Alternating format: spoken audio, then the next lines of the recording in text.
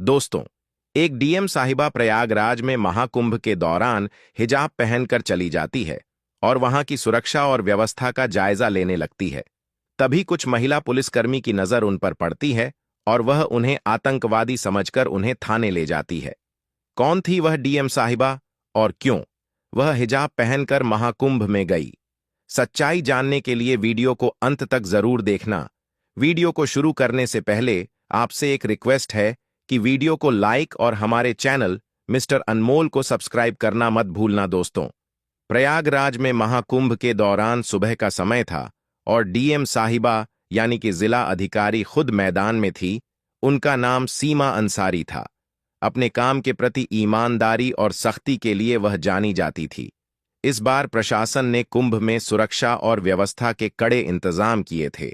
सीमा साहिबा को इस बात की जिम्मेदारी दी गई थी कि पूरा आयोजन शांति और सुव्यवस्थित ढंग से संपन्न हो। सीमा साहिबा को आमतौर पर सूट या साड़ी में देखा जाता था, लेकिन इस बार उन्होंने अपने धर्म और संस्कृति को ध्यान में रखते हुए हिजाब पहन रखा था। वैसे तो वह इसे निजी समारोहों में पहनती थी, लेकिन आज का दिन खास था। वह गंगा घाट पर निरीक्षण के लिए आई थी और हिजाब के साथ हल्के रंग का कुर्ता पहना हुआ था। घाट पर तैनात पुलिस वाले हर व्यक्ति की गतिविधियों पर नजर रख रहे थे। विशेष रूप से संदिग्ध व्यक्तियों की जांच हो रही थी। सीमा साहिबा भीड़ में चुपचाप निरीक्षण कर रही थी। उन्होंने अपनी गाड़ी और सुरक्षा दल को घाट के बाहर छोड़ दिया था ताकि वह आम लोगों के बीच जाकर माहौल का जायजा ले सके। जैसे ही वह घाट की ओर बढ़ी, कुछ पुलिसकर्मियों की नजर उन पर पड़ी। एक कांस्टेबल ने अपने सीनियर से कहा, सर, वह महिला संदिग्ध लग रही है। देखो, वह अकेली घूम रही है और उसके कपड़े भी थोड़े अलग लग रहे हैं। सीनियर इंस्पेक्टर ने दूर से देखा और हामी भरते हुए कहा, ठीक है, उसे रोककर पूछताछ करो। किसी भी अनजान व्यक्ति को ऐसे नहीं छोड़ सकते। सीमा साहिबा इस बात से अनजान थी कि पुलिस वाले उन्हें संदिग्ध समझ रहे हैं। जब वह घाट के पास रुकी और एक छोटे बच्चे से गंगा जल के बारे में बात करने लगी, तभी दो पुलिसकर्मी उनके पास आ गए। मैडम, आपको यहां क्या करना है? सीमा ने शांत स्वर में कहा, बस ऐसे ही दर्शन करने आई हूं और व्यवस्थाओं को देख रही हूं। पुलिसकर्मी उनकी बातों को नजरअंदाज करते हुए बोले, आपका आईडी कार्ड दिखाइए। सीमा ने मुस्कुराते हुए जवाब दिया, आईडी कार्ड तो मेरे पास है, लेकिन आप यह क्यों पूछ रहे हैं? यह सुनकर पुलिसकर्मी थोड़ा सख्त हो गए।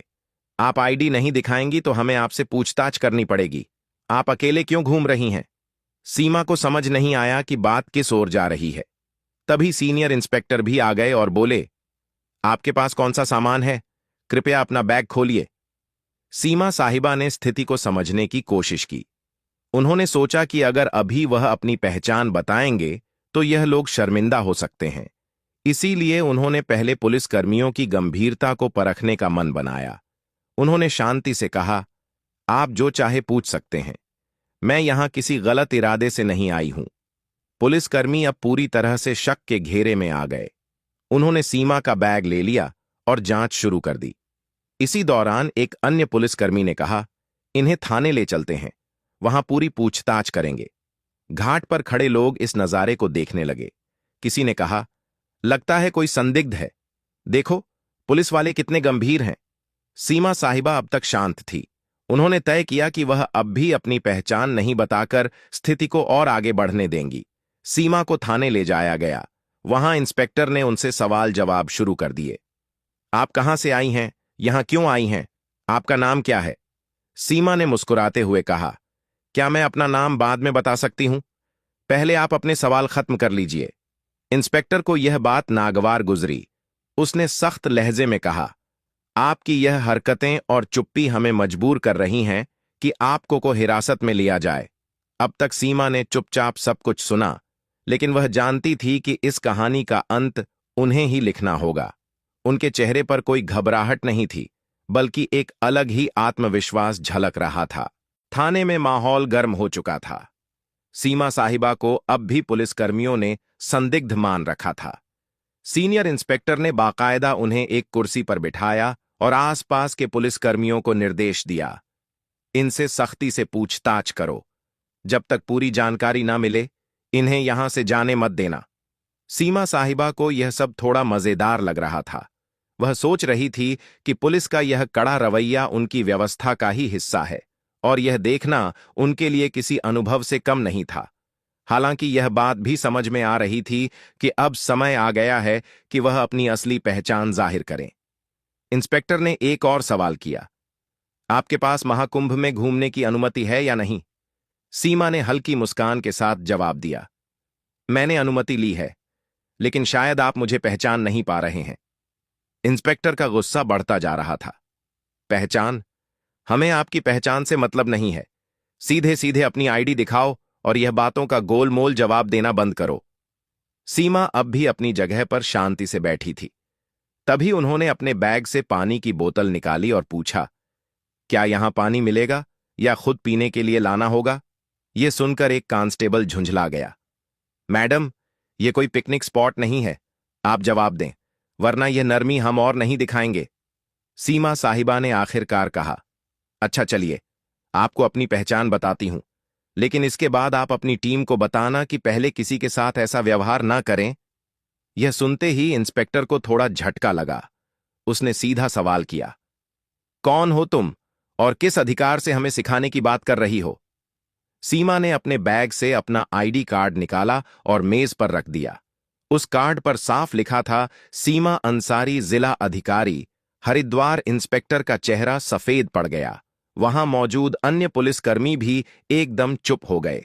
कांस्टेबल, जो अभी तक सबसे ज्यादा बोल रहा था, धीरे धीरे पीछे खिसक गया। इंस्पेक्टर ने कार्ड उठाकर देखा और उसे बार बार पलटा। आप डीएम साहिबा हैं, सीमा ने शांतिपूर्वक कहा। जी हां, और मुझे लगता है अब आप समझ गए होंगे कि मैंने अपनी पहचान पहले क्यों नहीं बताई। मैं सिर्फ यह देखना चाहती थी कि आप लोग अपनी ड्यूटी कितनी ईमानदारी और सतर्कता से निभाते हैं, और मैं कहूंगी कि आप लोग बुरे नहीं हैं, लेकिन सावधानी में भी थोड़ा संतुलन होना चाहिए। इंस्पेक्टर ने तुरंत खड़े होकर माफी मांगते हुए कहा, मैडम, हमें बिल्कुल अंदाजा नहीं था कि आप ही हमारी डीएम साहिबा हैं। आपकी वेशभूषा और अकेले घूमने का तरीका थोड़ा असामान्य लगा, इसलिए हमने आपको रोका, लेकिन हमारा मकसद केवल सुरक्षा था। सीमा ने जवाब दिया, मुझे पता है आप सभी अपनी ड्यूटी कर रहे थे और मैं खुश हूं कि आप चौंकने हैं, लेकिन ध्यान रखें कि अगर कोई महिला या आम नागरिक आए तो उनकी बातों को भी ध्यान से सुने। हिजाब या किसी के कपड़ों के आधार पर अंदाजा लगाना हमेशा सही नहीं होता। इंस्पेक्टर ने तुरंत थाने के स्टाफ को निर्देश दिया, साहिबा के लिए चाय पानी लाओ और तुरंत उनकी गाड़ी मंगवा।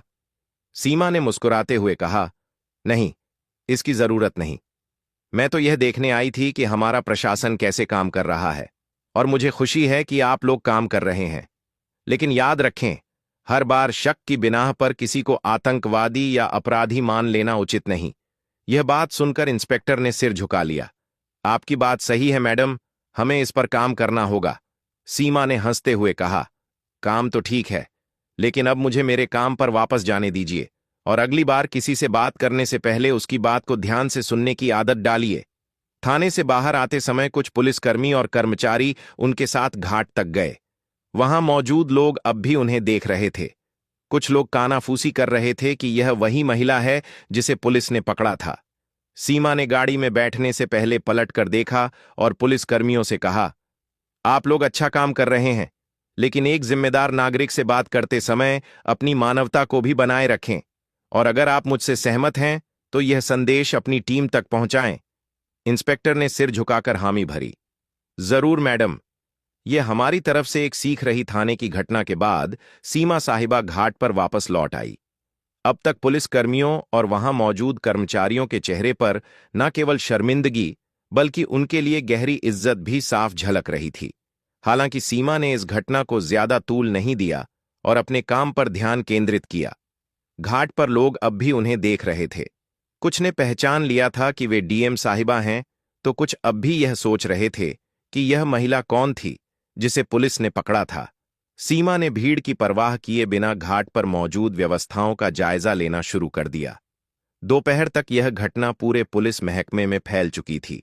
जिले के ईएसपी तक बात पहुंची और उन्होंने तुरंत थाने के इंस्पेक्टर को फोन किया। इंस्पेक्टर साहब, यह क्या सुन रहा हूं? आप लोग डीएम मैडम को संदिग्ध समझकर पकड़ लाए।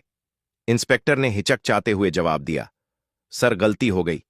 उनकी वेशभूषा और व्यवहार की वजह से शक हुआ, लेकिन मैडम ने हमें समझाया और हमें अपनी गलती का एहसास कराया। एसपी ने कड़े लहजे में कहा। सावधा, ठीक है, लेकिन अगली बार ऐसा कुछ हुआ तो इसका अंजाम भुगतने के लिए तैयार रहना। अब तुरंत अपने स्टाफ को इस मामले पर संवेदनशीलता से काम करने की ट्रेनिंग दो। इंस्पेक्टर ने हामी भरी और ठान लिया कि अब से वह और उनकी टीम हर संदिग्ध को इंसानियत के साथ ट्रीट करेंगे। इस घटना के कुछ दिनों बाद सीमा साहिबा ने प्रशासनिक कर्मचारियों और पुलिस बल के लिए एक छोटी बैठक बुलाई। इसमें उन्होंने सीधे शब्दों में कहा, मुझे आप सब पर गर्व है कि आप लोग कुंभ जैसे बड़े आयोजन को संभाल रहे हैं, लेकिन मैं आपसे एक बात कहना चाहती हूं। कानून के पालन के साथ साथ हमें अपनी मानवता भी बनाए रखनी होगी। हर व्यक्ति पर शक करना जरूरी नहीं है। जो लोग अलग दिखते हैं वे गलत नहीं होते। उनका सम्मान करें, उनकी बात सुनें। उनके शब्दों ने वहां मौजूद सभी को झकझोर दिया। इंस्पेक्टर ने सबसे सामने माफी मांगते हुए कहा, मैडम, आपकी बात ने हमें बहुत बड़ा सबक सिखाया है। हम वादा करते हैं कि आगे से ऐसा कोई मामला नहीं होगा जहां किसी को बिना वजह परेशान किया जाए। यह घटना मीडिया तक भी पहुंच गई। हालांकि सीमा ने इसे सार्वजनिक रूप से उजागर करने से मना कर दिया।